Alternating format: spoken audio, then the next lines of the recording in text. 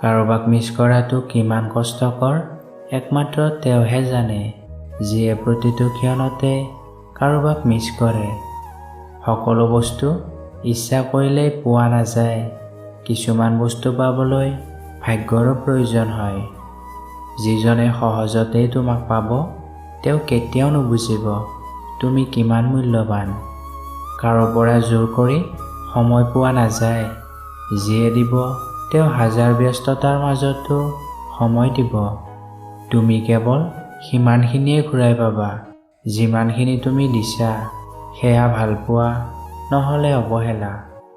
আঘাত সেইজন মানুহেই বেছিকৈ দিছে, যিয়ে সময়ত কৈছিল তুমি কান্দিলে মোৰ বহুত কষ্ট হয়।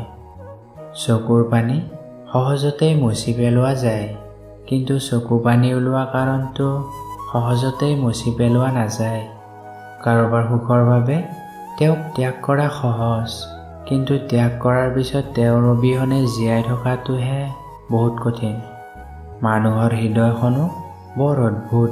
কোনোবাই অলপ ভাল পোৱাৰ বাবেই দিনে ৰাতিয়ে কান্দে, আৰু কোনোবাই বুকু ভৰা মৰম লৈও মাথো অৱহেলা কৰে।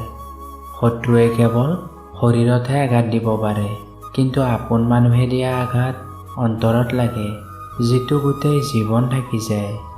সম্পৰ্ক এটা আচলতে কোনেও একপক্ষীয়ভাৱে জোৰ কৰি জীয়াই ৰাখিব নোৱাৰে।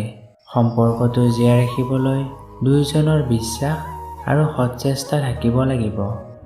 সম্পৰ্ক এটা বেছিভাগ তিনিটা কাৰণত নষ্ট হয়: অতিৰিক্ত খং, অতিৰিক্ত অৱহেলা আৰু তৃতীয় ব্যক্তিৰ আগমন হ'লে। দুখ হ'ল তৰাৰ দৰে, যি কোনোদিনেই ঘূৰ্ণি শেষ কৰা নাযায়, আৰু সুখ হ'ল চন্দ্ৰৰ দৰে, যি ৰাতি আহে আকৌ দিনত গুচি যায়। একেলগে চেলফি উঠা বন্ধু আৰু বিপদৰ সময়ত কাষত থকা বন্ধুৰ মাজত পাৰ্থক্য বহুত।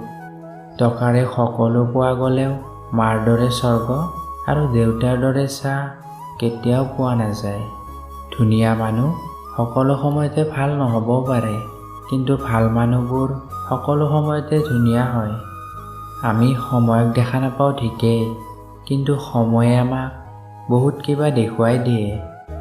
পৃথিৱীখন এনেকুৱাই, তুমি যিমানেই সৰল হ'বা, মানুহে সিমানেই তোমাক গৰম দেখাব। সকলো সময়তে তুমি এনেকুৱা মানুহৰ লগত থকাৰ চেষ্টা কৰিবা যিয়ে তোমাক সন্মান কৰে, কাৰণ প্ৰেম ভাল পোৱাতকৈ সন্মান বেছি মূল্যৱান।